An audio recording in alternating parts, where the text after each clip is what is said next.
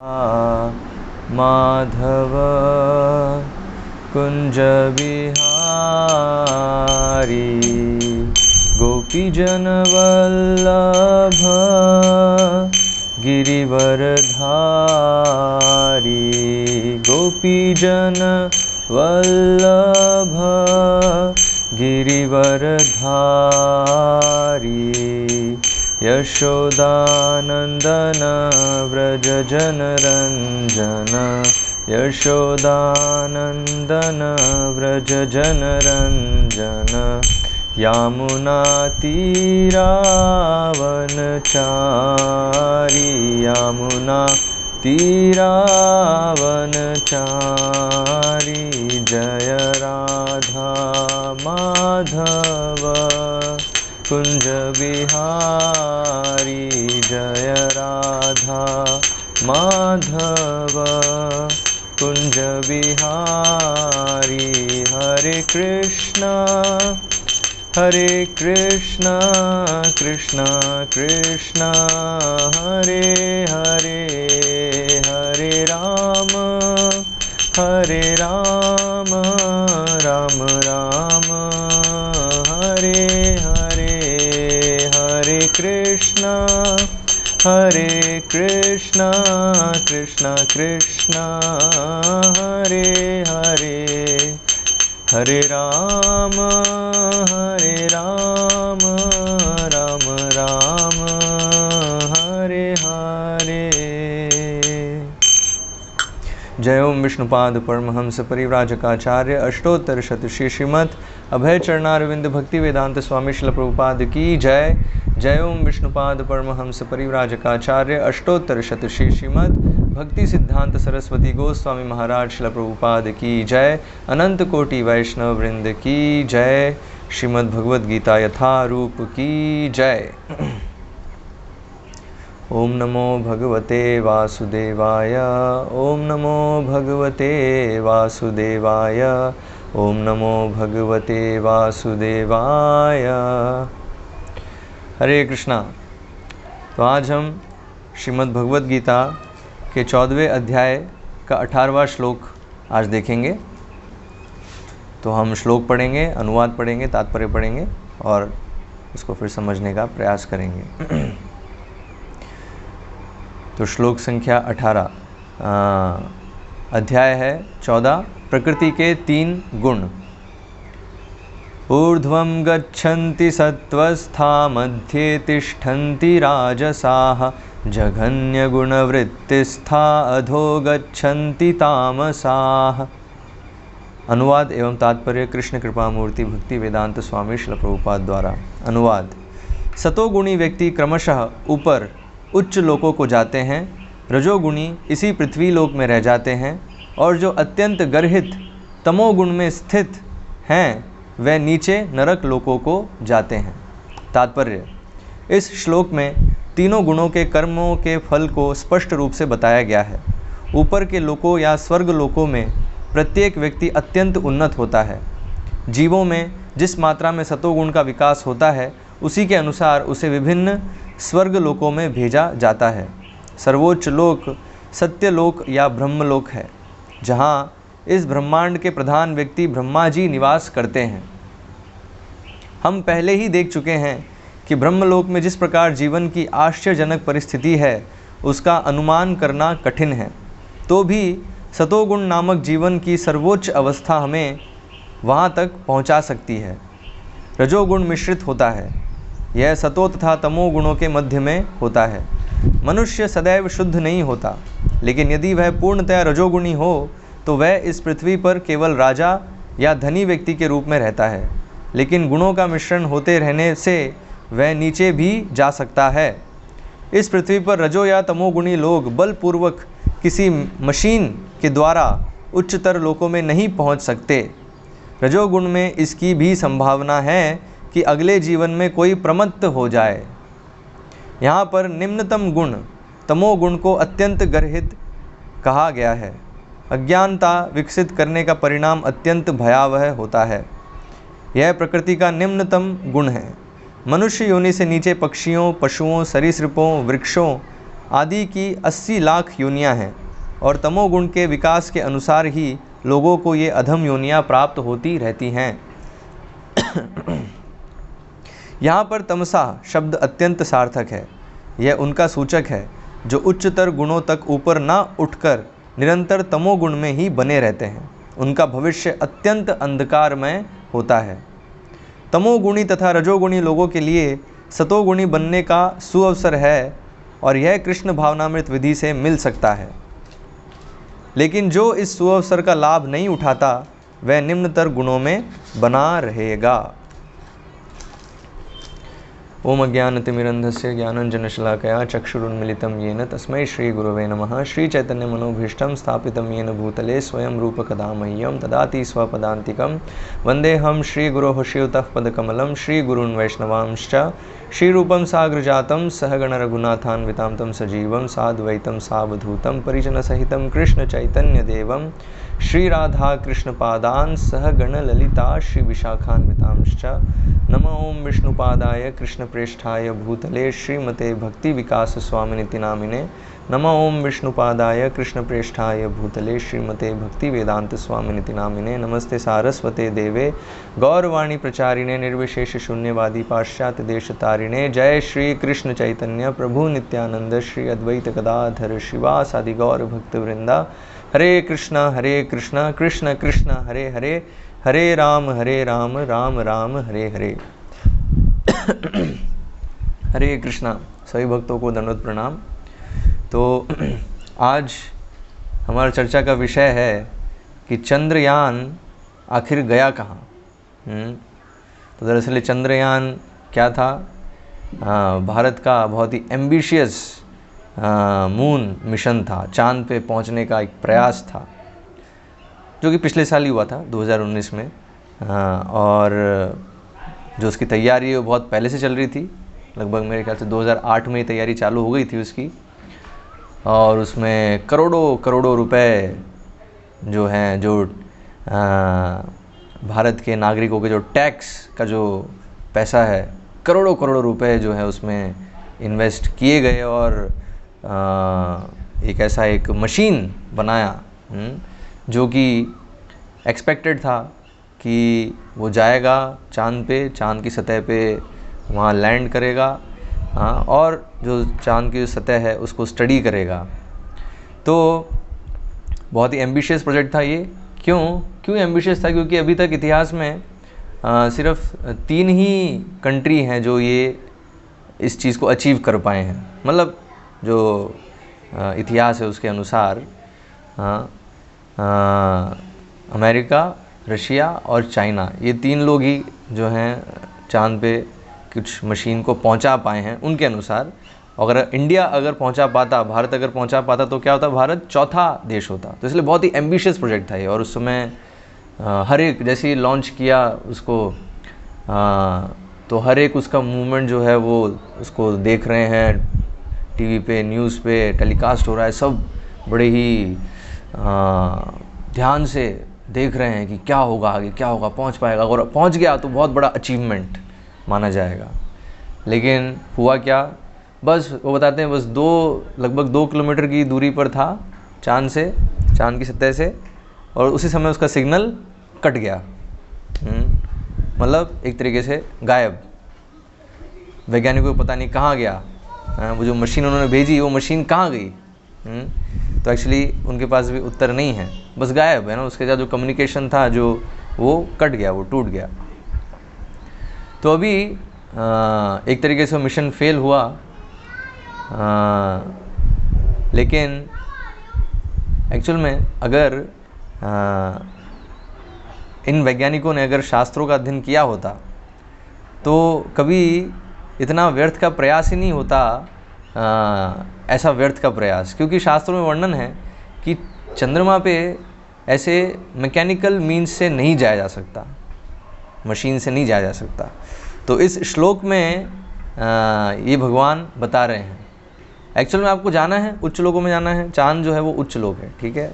तो अगर उच्च लोक में जाना है तो उसकी एक विधि है, वो विधि शास्त्रों में बताई है। क्या विधि है? वो यज्ञ विधि है ना। कर्मकांडी यज्ञ जो हैं वो करेंगे कोई तो चांद पे जा सकते हैं लेकिन इस शरीर में नहीं जा सकते, इस शरीर में और किसी मैकेनिकल मीन से, मशीन से नहीं जा सकते।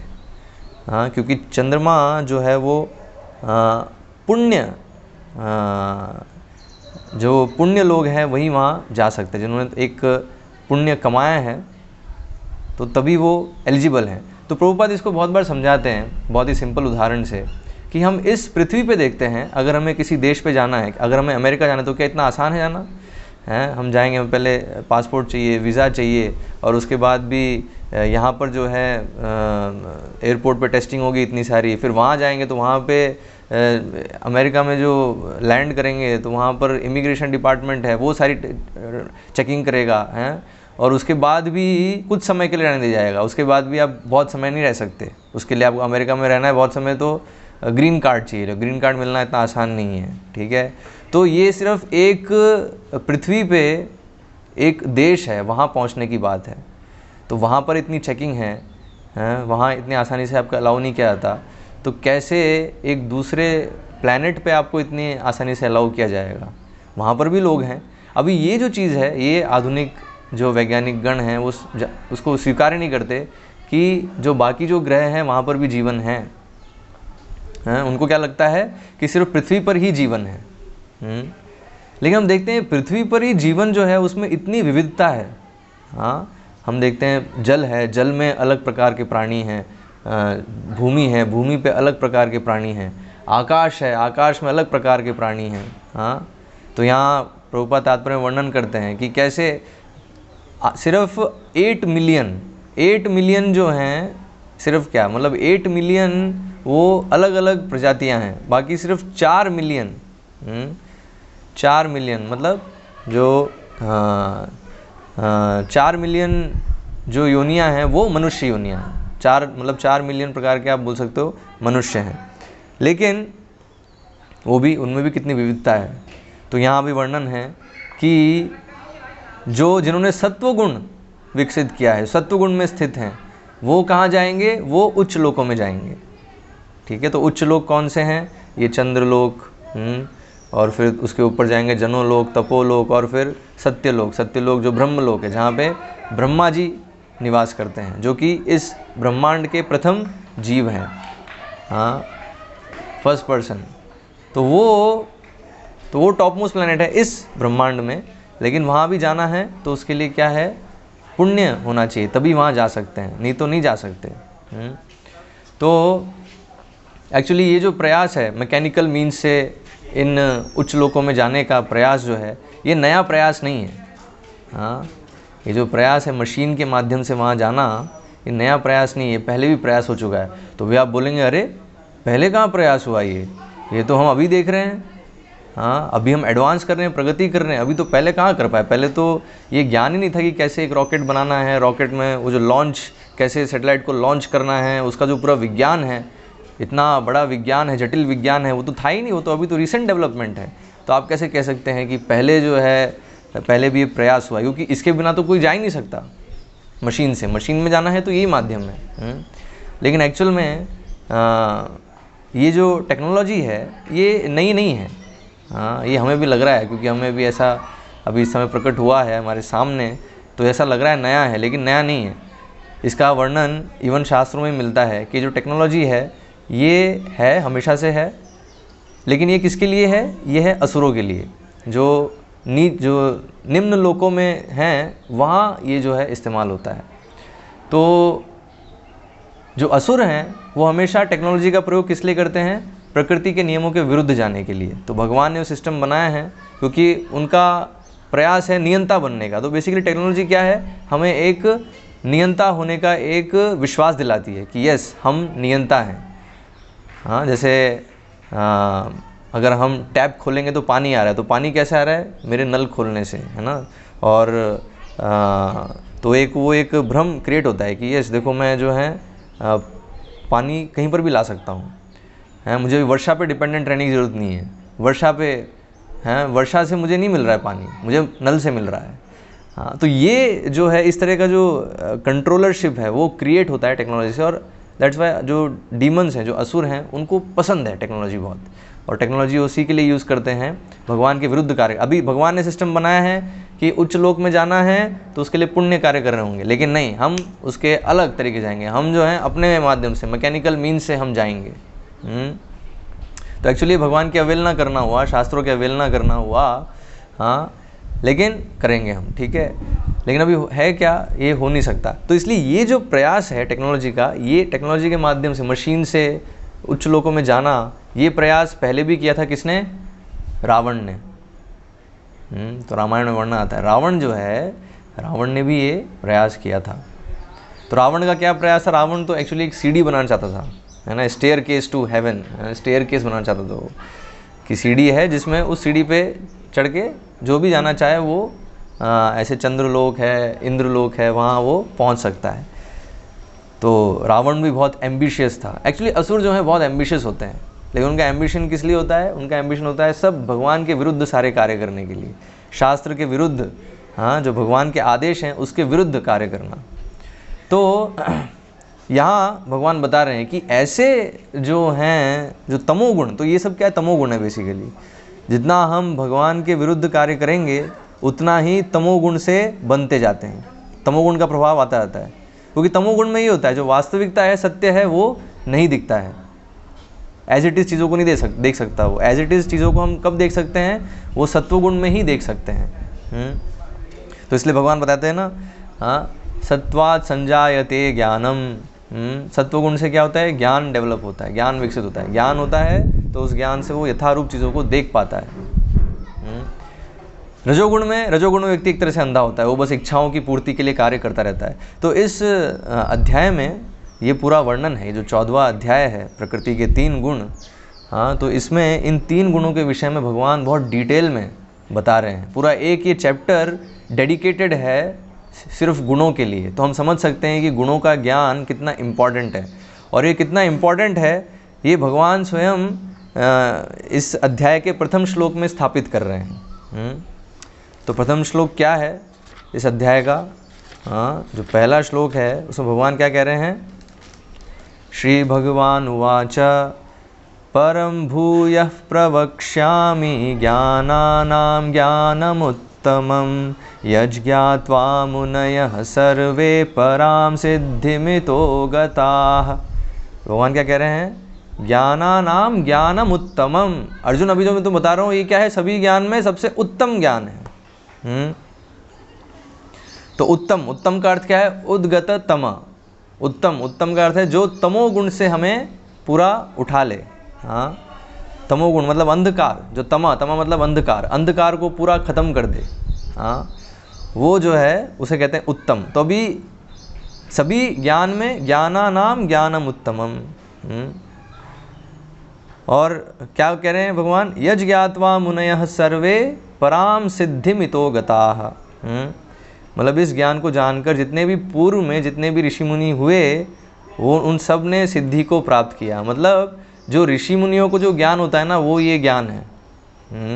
एक्चुअली ये 14वें अध्याय में जो भगवान बता रहे हैं, तो भगवान क्या कह रहे हैं? अब मैं तुमसे समस्त ज्ञानों में सर्वश्रेष्ठ इस परम ज्ञान को पुनः कहूँगा, जिसे जान लेने पर समस्त मुनियों ने परम सिद्धि प्राप्त की है। तो यहाँ मुनियों का अर्थ है जो भक्त, जो भक्ति योगी हैं, उसको भगवान यहाँ इंगित कर रहे हैं। फिर आगे अगले श्लोक में भगवान फिर बताते हैं, अच्छा क्या होता है ये ज्ञान, क्यों उत्तम है? हाँ, और जो ये मुनि, जो ये जितने भी लोगों ने सिद्धि प्राप्त करी, क्या सिद्धि प्राप्त करी उन्होंने, क्या है वो सिद्धि? तो ये अगले श्लोक में भगवान बता रहे हैं। भगवान क्या कह रहे हैं? इदं ज्ञानमुपाश्रित्य मम साधर्म्यमागताः सर्गेऽपि नोपजायन्ते प्रलये न व्यथयन्ति च। तो भगवान क्या कह रहे हैं? ये ज्ञान का आश्रय लेकर, हैं अर्जुन, मैं तो तुम्हें अभी बताने जा रहा हूँ, ये जो ज्ञान है खासकर इस अध्याय में, इस ज्ञान का आश्रय लेकर मम साधर्म्यमागताः, मेरे समान प्रकृति को तुम प्राप्त करोगे। अर्थात जो आध्यात्मिक प्रकृति है, मतलब भगवान के जैसा ही नेचर उसका हो जाएगा। जिसको ये ज्ञान है उसका नेचर भगवान के जैसा होगा। और भगवान क्या कह रहे हैं? सर्गे पिनोपजायन्ते प्रलये न व्यथयन्ति चा। हैं, जब सृष्टि होगी तो उसमें उसको शरीर धारण नहीं करना पड़ेगा और प्रलय के समय उसको विचलित भी नहीं होना होगा, है ना। तो यहाँ भगवान कह रहे हैं इस ज्ञान में स्थिर होकर, तो स्थिर होना होगा इस ज्ञान में। अगर कोई स्थिर होगा तब ये उसको रिजल्ट मिलेगा। क्या रिजल्ट मिलेगा? हाँ, मेरी जैसी दिव्य प्रकृति को प्राप्त करेगा। तो भगवान कह रहे हैं मेरी जो दिव्य प्रकृति है वैसी प्रकृति, वैसा स्वभाव, दिव्य स्वभाव वो प्राप्त करेगा। इस प्रकार स्थित हो जाने पर वह ना तो सृष्टि के समय उत्पन्न होगा और ना प्रलय के समय विचलित होगा। तो भगवान बता रहे हैं, तो ये ज्ञान कितना इंपॉर्टेंट है। 3 गुण एक्चुअली, एक जो आत्मा अलग अलग शरीर ले रही है, 84 लाख योनियों में घूम रही है, तो उसका कारण क्या है? क्योंकि हम इन 3 गुणों से बंधे हुए हैं। तो इसलिए इन 3 गुणों को समझना और इन गुणों के प्रभाव से निकलना, अल्टीमेटली यही पूरा लक्ष्य है स्पिरिचुअल लाइफ का। जो हमारे आध्यात्मिक जीवन है उसमें हम यही प्रयास कर रहे हैं। और यही प्रभुपाद यहाँ आज जो हम श्लोक देख रहे हैं उसके तात्पर्य में प्रभुपाद लिख रहे हैं ये चीज़, हाँ, कि कृष्ण भावनामृत आंदोलन में भाग लेने से क्या होगा, धीरे धीरे जो है जो तमोगुण रजोगुण से प्रभावित हैं उनको सतोगुण में आने का अवसर मिल रहा है। ठीक है, तो प्रभुपाद यहाँ लिख रहे हैं तमोगुणी तथा रजोगुणी लोगों के लिए सतोगुणी बनने का सुअवसर है यह कृष्ण भावनामृत विधि। हाँ, तो ये कृष्ण भावनामृत विधि जो है इससे रजोगुण और तमोगुण के प्रभाव से निकलने का एक सुअवसर मिल रहा है। लेकिन जो इस सुअवसर का लाभ नहीं उठाता तो क्या होता है फिर? वह निम्नतर गुणों में बना रहेगा। और निम्नतर गुणों में बने रहने का अर्थ क्या है? उसका अर्थ है पुनरपि जननम पुनरपि मरणम पुनरपि जननी जठरे शयनम। बार बार जन्म लेना पड़ेगा, बार बार मृत्यु होगी, बार बार एक जननी के गर्भ में जाना पड़ेगा। शरीर 84 लाख योनियाँ जो हैं वो मिलते रहेंगे हमें एक एक करके। तो इसलिए मनुष्य जीवन जो है उसमें ये अवसर है, हम डिसाइड कर सकते हैं कि हमें इन गुणों के प्रभाव से निकलना है। तो वो सुविधा भगवान ने सिर्फ मनुष्य शरीर में दी है, बाकी शरीर में वो सुविधा भी नहीं है। हाँ, तो इसलिए यहाँ बताया। हाँ, तो जो उच्च लोक हैं वहाँ पे क्या है? सतोगुण में है, वहाँ उच्च शरीर है वो, लेकिन वहाँ क्या है? भोग की सुविधा है बहुत। जैसे चंद्रलोक, इंद्रलोक, वहाँ वर्णन है। हाँ, जो इंद्रिय सुख है वो बहुत ही विशाल प्रकार का है। जैसे हम सुनते हैं इंद्र की जो सभा है उसमें बहुत सारी अप्सराएं जो है नृत्य कर रहे हैं, अप्सराओं का नृत्य, गंधर्वों का संगीत है। तो ये सब क्या है? बहुत ही मतलब मेटेरियली, भौतिक तरीके से बहुत ही सुख देने वाली चीज़ें हैं। इंद्रियों को सुख देने वाली चीज़ें हैं वहाँ पे बहुत ऐसी, जो हमें यहाँ पे हम कल्पना भी नहीं कर सकते। तो इसलिए वहाँ क्या है? वहाँ बहुत मुश्किल है ये, इवन वहाँ भी भगवान का स्मरण हो पाना। तो इसलिए हम देखते हैं जो मतलब देवता जो हैं वो भी भक्त हैं इस प्रकार से कि वो भगवान की सत्ता को स्वीकार करते हैं, लेकिन उनको भी इंद्रिय भोग चाहिए। वो भी इंद्रिय तृप्ति के लिए जो हैं पूरे क्रियाशील रहते हैं। और उनको इसलिए भगवान ने फिर वही सुविधा दी। तो पुण्य किया है तो ठीक है, भगवान अभी फैसिलिटी दे रहे हैं, ठीक है करो तुम इंद्रिय भोग। लेकिन होता क्या है? क्षीणे पुण्य मर्त्यलोकम विशंति। जब वो पुण्य समाप्त हो जाता है ना, तो ये ठीक उसी तरह जैसे एक कंपनी में अगर आप बहुत ही लॉयल्टी के साथ है ना कार्य कर रहे हैं और आपके कार्य से जो आपका बॉस है वो खुश है, तो बॉस क्या है? आपको एक गिफ्ट दे सकता है, free ticket to Singapore, free for 3 days 4 nights, है ना, ऐसा कुछ जो भी है।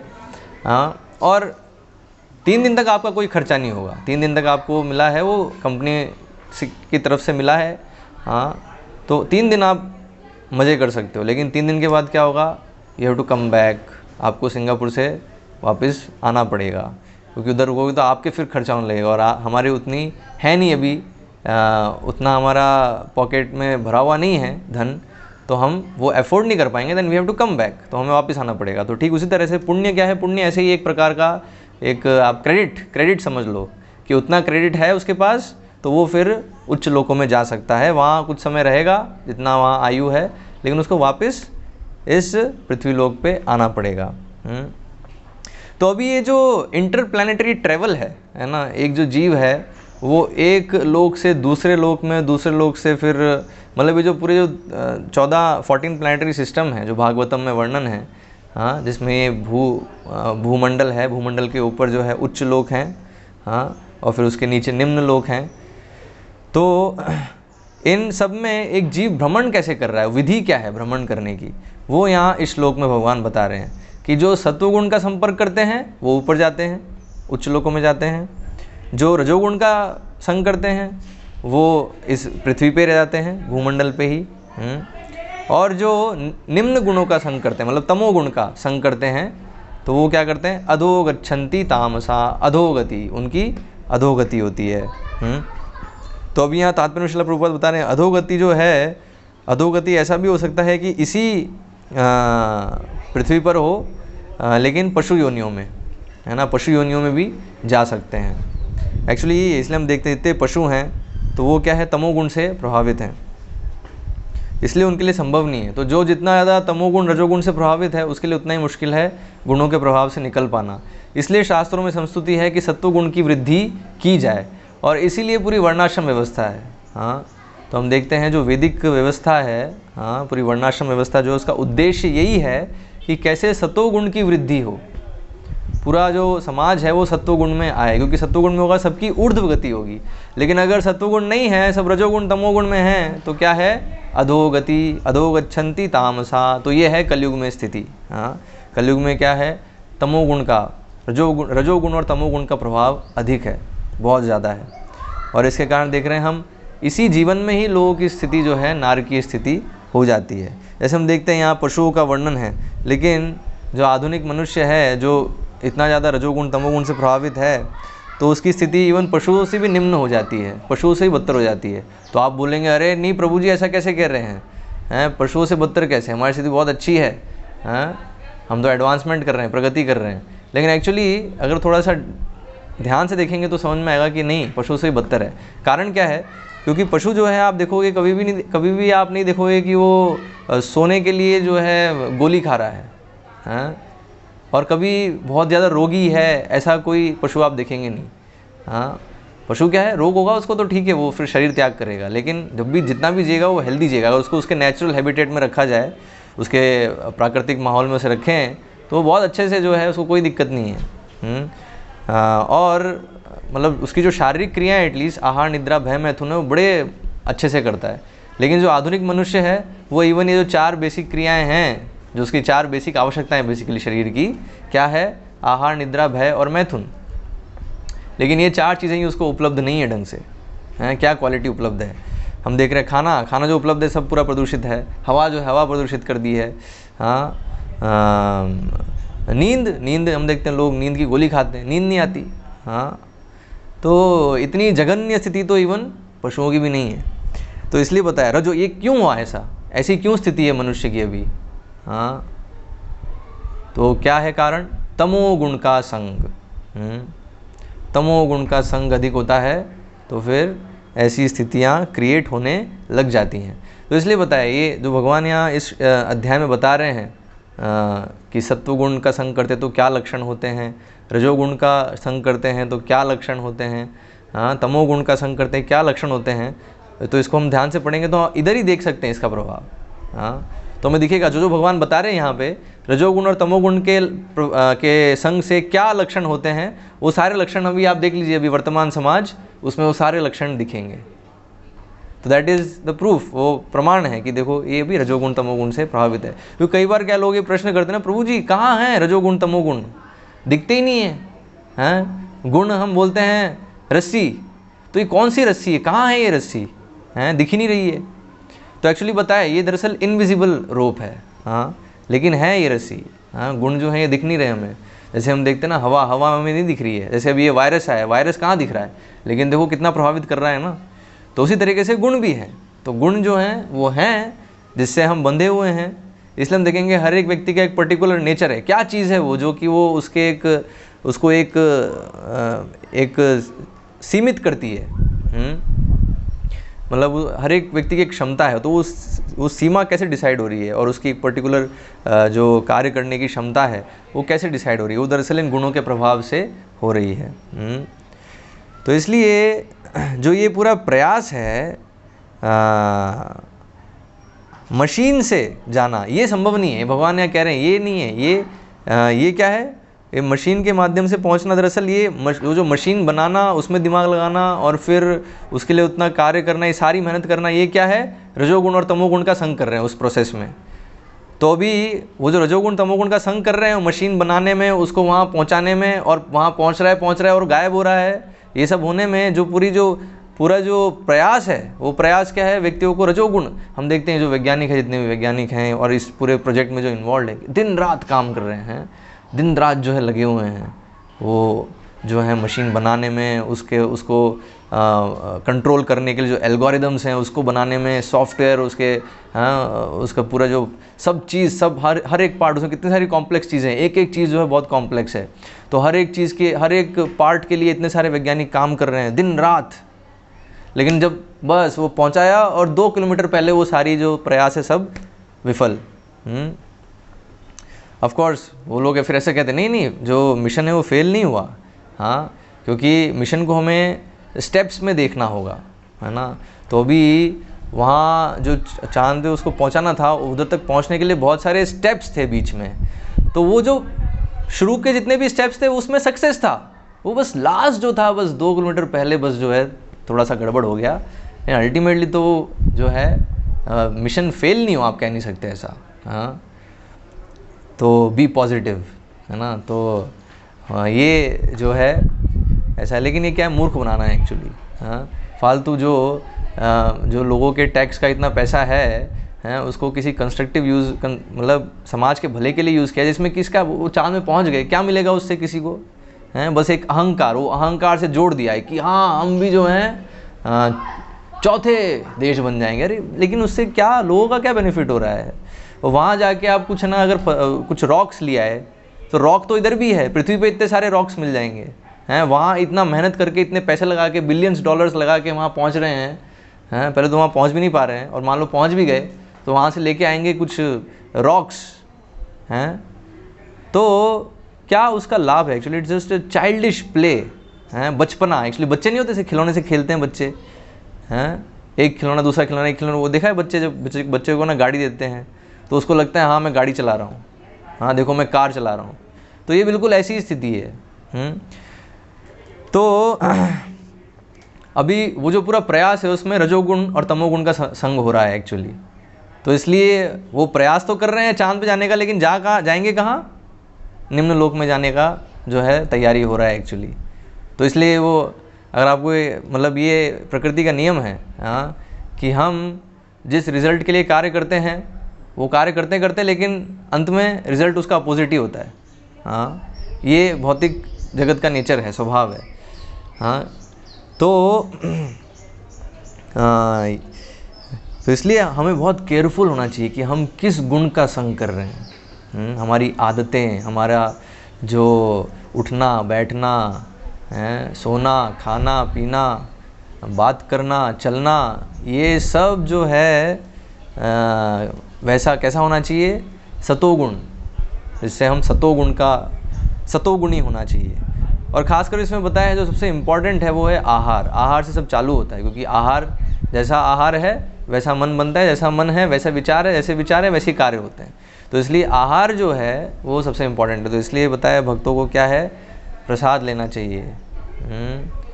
तो प्रसाद मतलब भक्तों ने जो प्रेम से भगवान के लिए बनाया और भगवान को अर्पण किया और उसके बाद प्रसाद के रूप में उसको ग्रहण किया, ठीक है, वो प्रसाद है।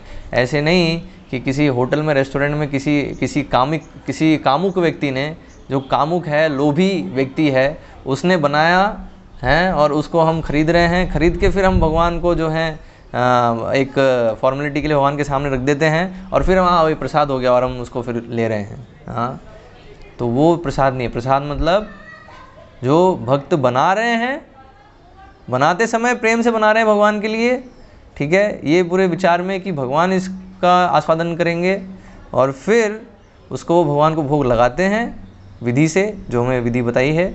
हाँ, और उसके बाद फिर सब जो हैं सभी भक्तों में प्रसाद वितरण होता है, ठीक है। तो ये जब होगा तब क्या होगा, धीरे धीरे चेतना शुद्ध होती है और चेतना शुद्ध होगी तो कार्य भी शुद्ध होंगे, सतोगुण का वृद्धि होगा।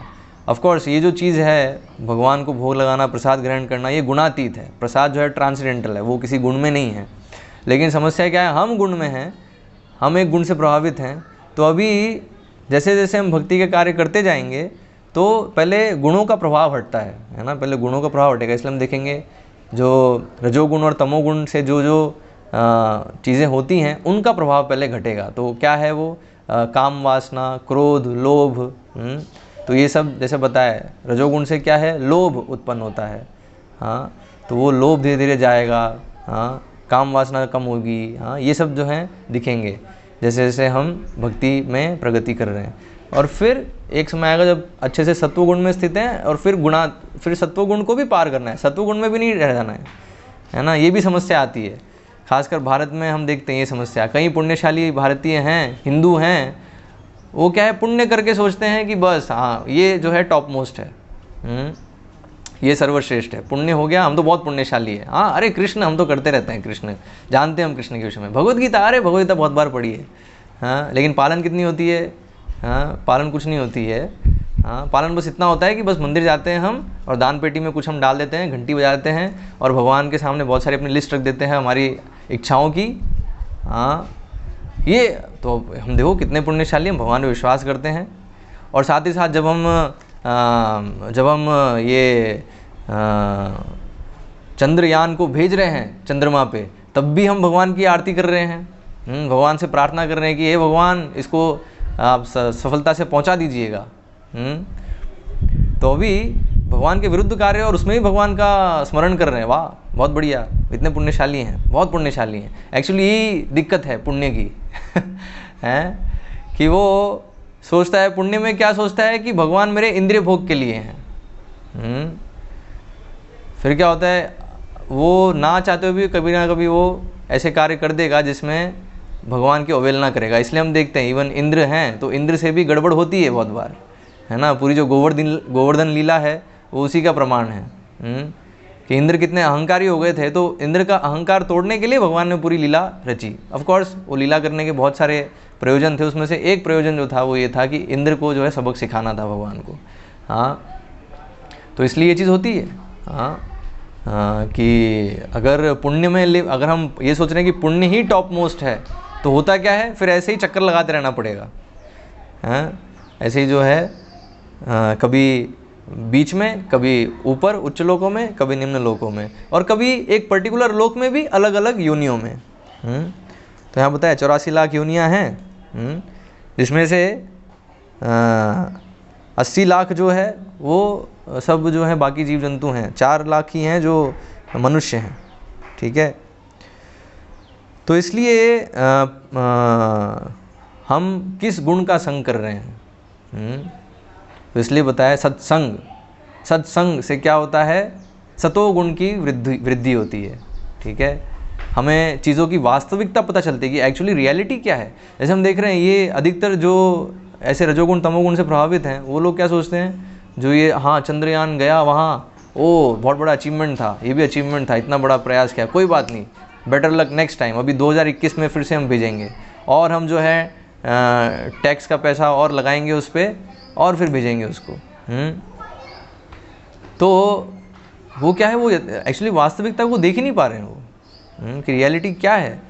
एक तो है ये प्रयास इतना व्यर्थ है, प्रयास अगर सफल भी हो जाता है तो भी उसका कोई लाभ नहीं है मनुष्य समाज के लिए। तो ये चीज़ दिख नहीं रही उनको। कारण क्या है, क्यों नहीं दिख रही है? क्योंकि बहुत ज़्यादा रजोगुण तमोगुण से प्रभावित हैं।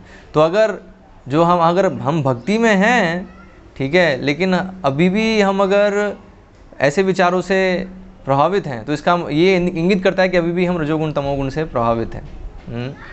जैसे जब प्रभुपाद जब अमेरिका में प्रचार कर रहे थे तो उस समय अमेरिका ने तो मनुष्य को भेज दिया था चांद पे। हाँ, तो उस समय सब ये चल रहा था, ओ देखो कितनी बड़ी उपलब्धि प्राप्त करी है।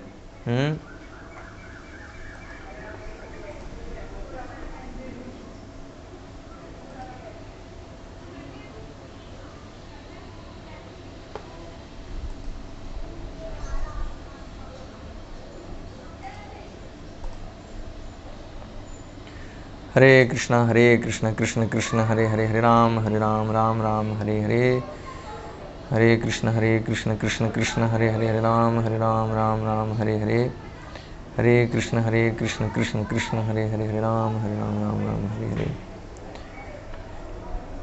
ओके, तो हम थोड़ा सा वेट कर लेते हैं, सब कनेक्ट हो रहे हैं।